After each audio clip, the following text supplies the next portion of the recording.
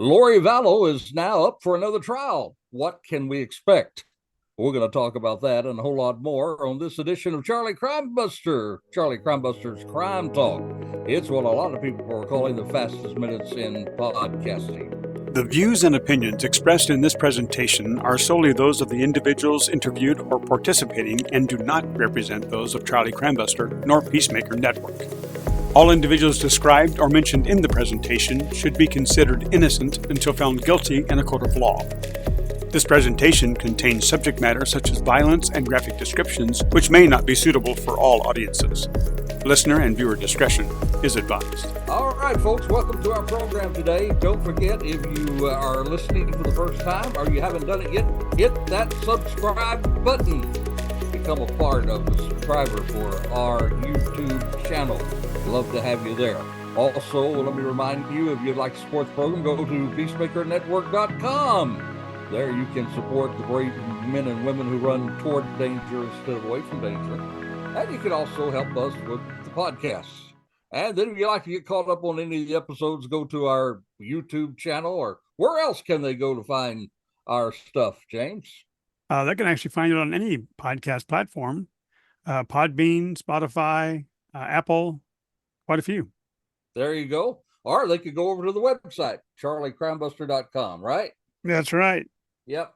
So, James, we got another trial coming right down the road, right? We do. We have Lori Vallow-Daybell is going to be facing a murder trial of Charles in Arizona coming up.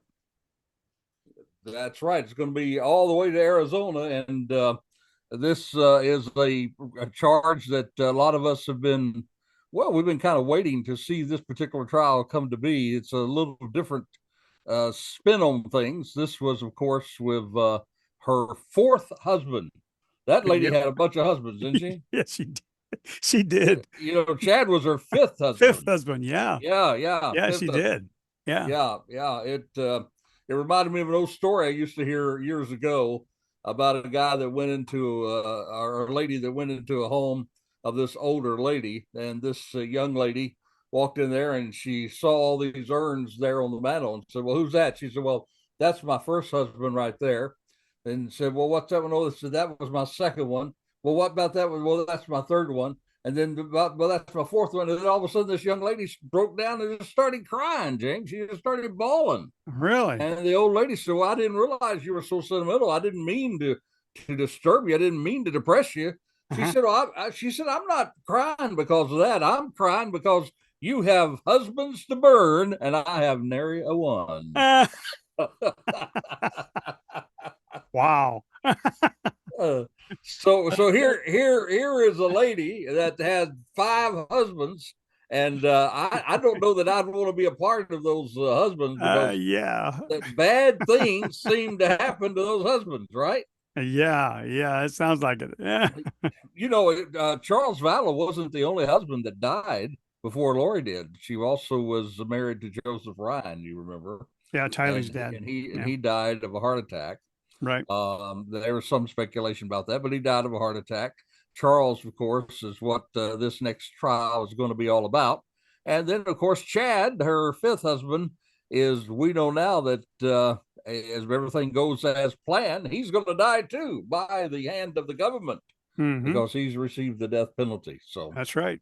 So we got a trial coming up. It's going to be Lori Vallow, and she's going to be tried this time for at least conspiring to murder Charles Vallow. So what do you think about it, James? Well, I'm just curious to know if she's going to get the same treatment that Chad did. Well, what do you mean by the same treatment? Is the death penalty on the table? From what I can tell, I don't think the death penalty is on the table yet. I haven't really seen the total on it, but I don't think they're going to go for the death penalty on that one. And interesting enough, a lot of people don't realize why it was that Chad Daybell faced the death penalty and she didn't. Exactly. Because, she was guilty as he was in those murders, as we can tell. She was already found guilty in the same conspiring to murder her two youngest children. Right. And also conspiring to marry Tammy. So Chad gets the death penalty, but she gets life. And there are some people who say, well, that's because she was a woman and Chad's a man. We know that's a bunch of nonsense. The real reason that she did not get the death penalty is because they had found, well, first of all, they separated the charges. Remember, right at first, James, both of them were going to be charged at the same time, and the trial was going to go on with both of them being tried at the same time. Right. But then Chad's attorney came in and said, we want to separate it because Chad's attorney waived his right to a speedy trial. On the other hand, Lori's attorney, they did not waive it to a speedy trial. And because, the law says you have to be tried within so many days, and they had to go to trial, there was some newly found DNA evidence. And the court did not have the trial, or the attorneys did not have the time to send that to get it tried and tested and then brought back as evidence. So the judge thought it would be very unfair to go on with the death penalty when that one piece of evidence had not been examined. So that was the real reason why the death penalty was off the table. But, I wonder, maybe they could come back and bring it on during this next trial. Yeah. But what was her sentence at her last conviction? It was life, yeah? Well, she's actually been charged with a couple things people don't know. The very first charge, it actually happened back in 2020 when they could not find the children. And this was, we talked about a big surprise for Chad and Lori because they thought they had it all worked out. They were in Hawaii, and they knew that nobody knew where the children were, so they did not expect charges. But suddenly, the police tracked her down in Hawaii, and they actually charged her with two charges. One was, and it was actually it's a child, kind of a child abuse charge that you're not non-support of the children and abuse of it, so they were able to lock her up that way. But the other charges was actually conspiracy to commit murder for the deaths of Tylee, JJ, and Tammy, as well as grand theft by deception regarding the children. And she was also charged with grand theft related to the children's Social Security benefits. Right. Yep. Fraud. Yep. Yeah. Well, then she didn't get the death penalty. She had that waived off the table. So then she's now facing, is it conspiracy to kill Charles?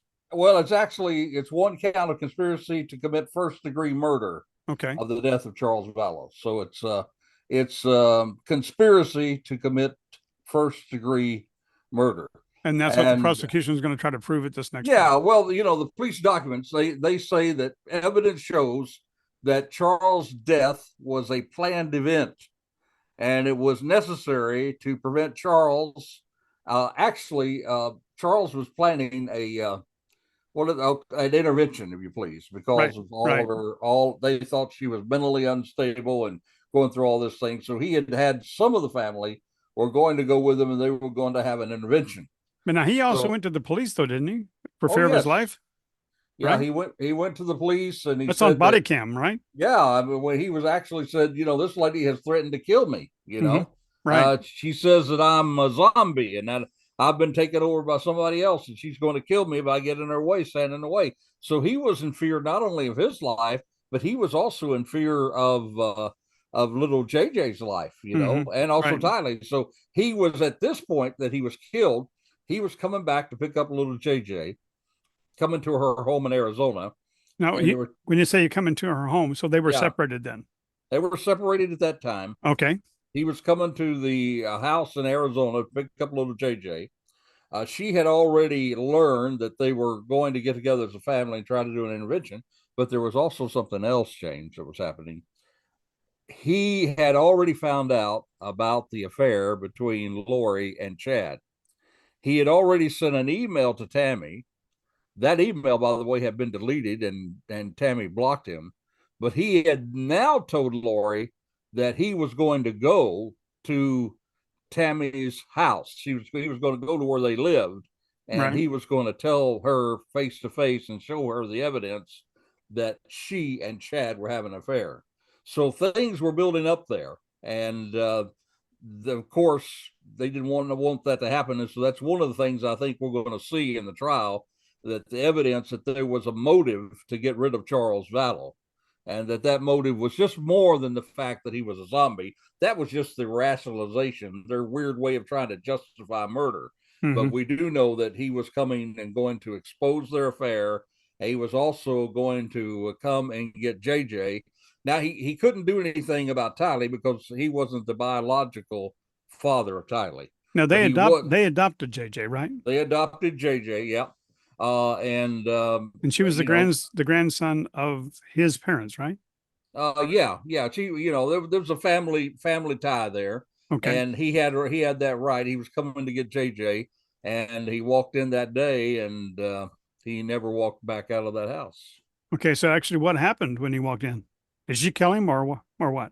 Well, what happened is that according to records at first, they said that he got in there, and Alex said that Alex began to confront him about how he was treating Lori. Okay. First of all, And why was Alex at Lori's house? well, that's a good question, isn't it? I mean, I think he was at that time driving a truck, and you know, uh, authorities now believe that he was there for the purpose of killing Charles. But he was there that he had spent the night. He knew Charles was coming that day. He was in there, said that he had confronted Charles about the way he was treating Lori, and that according to Alex, he alleged that he came at him with a baseball bat and that he hit him. And then he walked into his room and he got a weapon and came back and he shot Charles Vallow point blank. And he claimed it was for self defense. And, he almost got away with it. And were the children there? And did they corroborate the alleged? Tylee said her statement to the police was that I was there and I saw the incident. I saw the baseball bat, but then I took little JJ out, and we were not in the house when the shooting took place. Wow. So and as you know, in the last trial of Chad Daybell, Chad's attorney, even tried to use that as leverage, saying that the reason why Alex killed the children was to cover up the murder of Charles Vallow. Right. Right. I And remember that. Yep. there were times, I got to be honest, when before I found through all these years of research, before we knew the rest of the story, at first when the children were missing, that thought even came to my mind that maybe she saw something, Right. and that he killed her for that. Now we know now there's much more involved in that, because Right. at that time we did not know. And this is when we were on this case in real time. In other words, we were on this case when they were looking for the children, didn't even know where the children were. And Yep. I had thought across my mind that maybe they saw something in that shooting of Charles Vallow. We knew about the shooting of Charles Vallow, and that perhaps was the reason. But at that time, we didn't know about this scale of death that Chad had set up, and also about the lightness and darkness and people becoming a zombie, overtaken by an evil spirit, and therefore the only way to get rid of them is to kill the body, and then you set the spirit free. So we didn't know about that stuff then. So I kind of, I could see why the attorney threw that out there. Right. So what's the deal with Brandon Boudreaux? What happened here? Well, yeah, there's another charge that we're hearing about now too, is that she'll not only be charged for conspiring with first degree murder, but for the attempted murder of Brandon Boudreaux. Now he was actually he was married to Melanie, who was the niece of Lori, and she too was wrapped up in this cult or this spiritual group of people that Chad and Lori had, Right. and she was believing that same way. But Brandon at that point wanted to get his children away from that. He was they were going through a divorce, and there was some life insurance involved there as well. And so he's coming home from the gym one morning. As he drives in, he sees this guy in the back of a Jeep, sets out a weapon and fires. And I'm telling you, it just missed his head. It's a wonder he wasn't shot. And then he saw the Jeep speed away. But while he saw that, he recognized that it looked like Charles Vallow's Jeep. Now, remember, Charles Vallow is already dead at this point. Uh-huh. So he recognizes that as Charles Vallow's Jeep. And so the police then, as they go into investigation, they realize two things: that Alex Cox, which you and I call Lori's spiritual hitman, Right. that he actually, by following his GPS with his phone, he was actually there in that area. So his phone, we know, was there in that area. And that was, that was miles and miles away from where they lived. The other thing they found is that he had actually gone online and he had searched for the address and directions to get to Brandon Werdu's place. Wow. The other thing I think that is fascinating that we've learned through these investigations, is certainly going to come up in this trial, was that Lori, during that same time, went online and she was Googling shootings there in that area where Brandon lived at the same time. So, people got to realize what we all leave, and you know this better than anybody because of your expertise. We all leave digital footprints. Yes. Absolutely. Absolutely, yeah. we do. Yes, we do. And boy, that was a big part of the trial with Chad Daybell, was this digital footprint that people were leaving, except for one person who did not leave a GPS signal. Chad Daybell, right? Exactly. He turned off his his location, but he should have. He wasn't very smart. He should have shared that with the rest of the group, because he sure got the rest of them in trouble, didn't it? He did. Well, now is this evidence that you just shared about the her Googling the how shootings were prevalent in that area? Is that going to be evidence bringing up in this next case? I haven't seen all the evidence, but I would certainly I certainly think that it will be, because I know it happened. I know it was introduced in other trials, and I'm assuming that it's going to be part of the evidence in this trial as well. Well, how much of the evidence that was in Chad's trial will be provided in this trial, or is it allowed?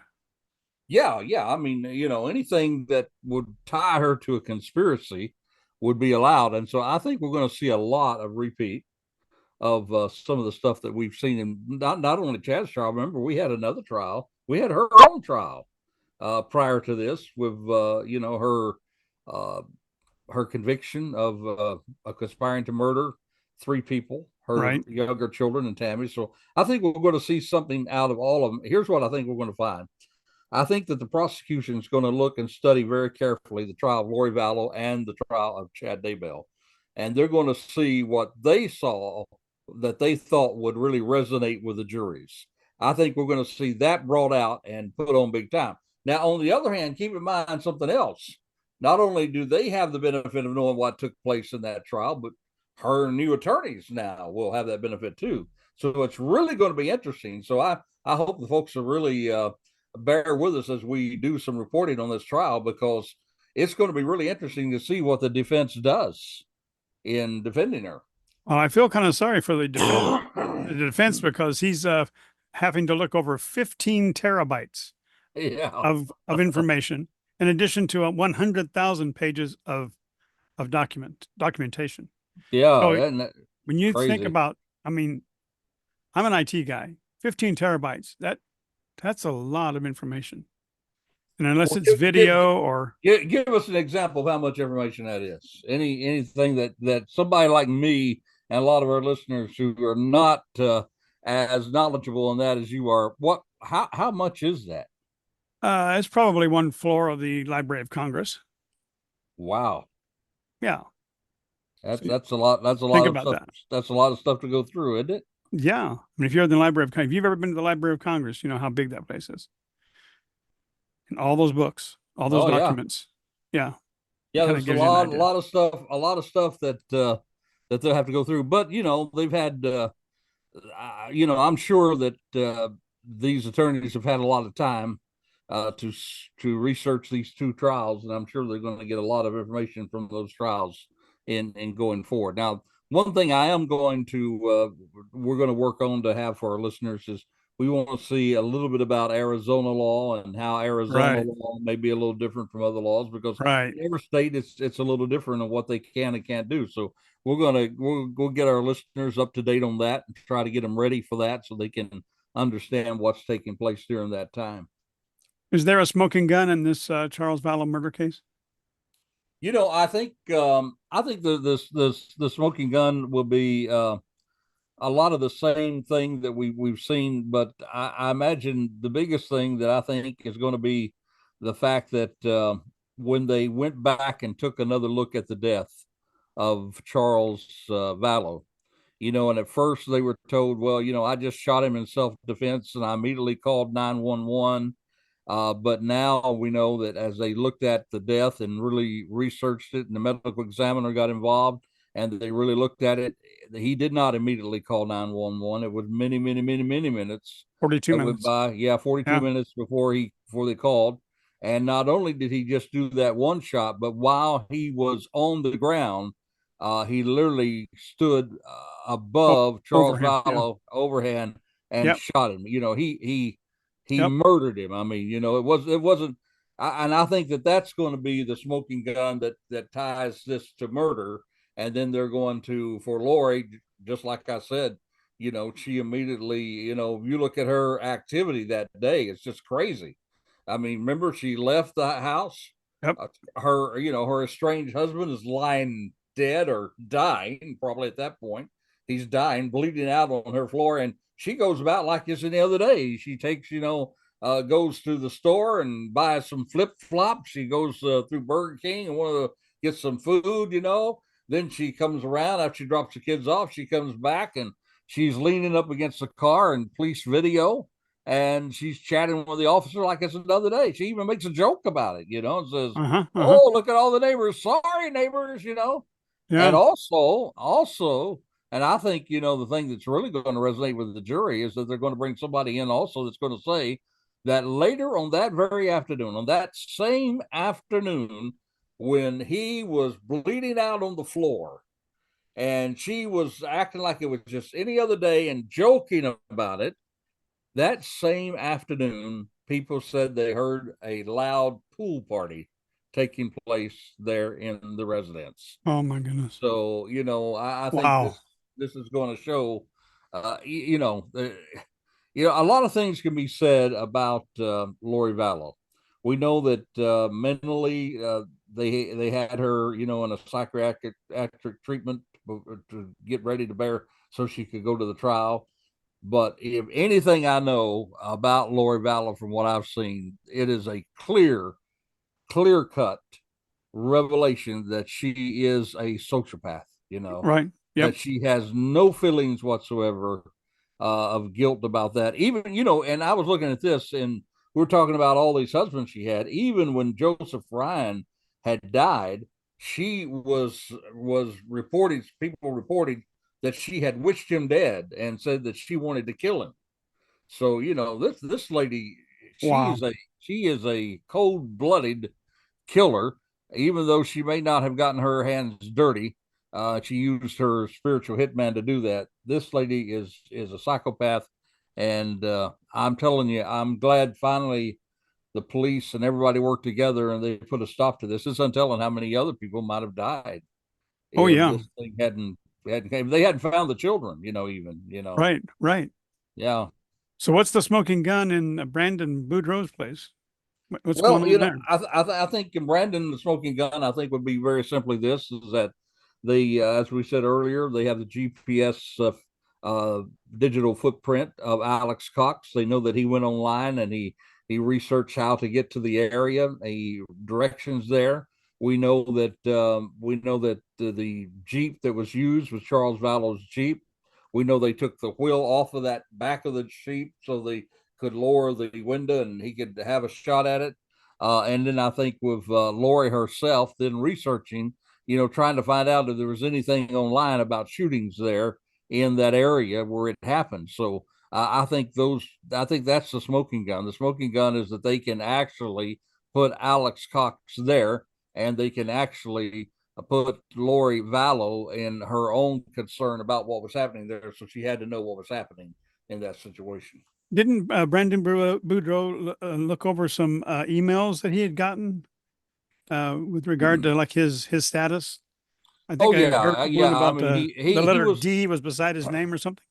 He was very helpful because he had a lot of the inside information about this group that was taking place, and he actually helped the police, I think, in putting together a lot of the things that was going on with that. And keep in mind also, there was an insurance policy tied to him as well.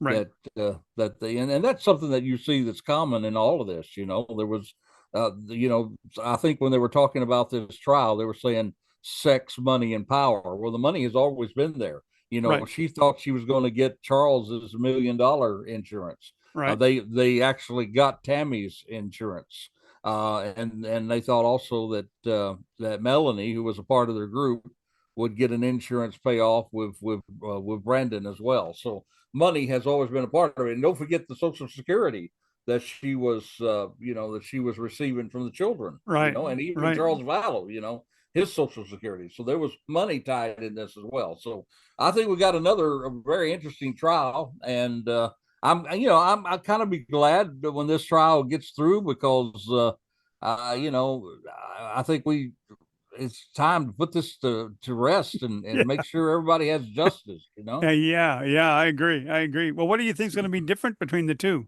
trials, Lori's and Chad Daybell's? What do you think are going to be some of the major differences? I don't know that it would be a whole lot different. I think there'll be a lot of the things. What I surmise, though, I don't think it's going to be a long, drawn-out trial. I don't think it's going to be as long as these other trials because there's been more things to prove with the other trials. I think this one's going to be pretty short, and I think it's going to be to the point, and I think we're going to see a guilty verdict. I agree. Wrap it up. What are we going to expect for this coming Sunday? Well, this coming Sunday, we're going to take another run at this. We're going to talk about some of the things that are happening in the trial, what folks need to know. We're going to find some more information about Arizona law so that our people can, know really what's going on with the law, this sort of thing. Right. And so we're going to try to get people ready for this coming trial and then move right along. We've got a lot of other stuff we're going to be looking at this summer. Remember, we have the Rust trial coming up. That's right. There's a lot of things brewing right now regarding that trial. And so I think there's going to be some more things happen this summer that we're going to stay right on top of for the fans of Charlie Crimebuster. So until next time, this is Charlie Crimebuster reminding you, stay safe, stay alert. Yep. For the life you save, it could be your very own. You have been listening to Charlie Crimebuster. You can find additional podcasts at charliecrimebuster.com. You can also support our first responders, military, and law enforcement communities at peacemakernetwork.com. Or subscribe to our YouTube channel using tag @CharlieCrimebuster. Even visit our Facebook page, facebook.com/CharlieCrimebuster. Or if you would like to make suggestions for future podcasts, please send your ideas to charliecrimebuster@gmail.com. That's charliecrimebuster@gmail.com. Thank you for joining us today, and we hope that you will join us next week for another exciting crime story with Charlie Crimebuster.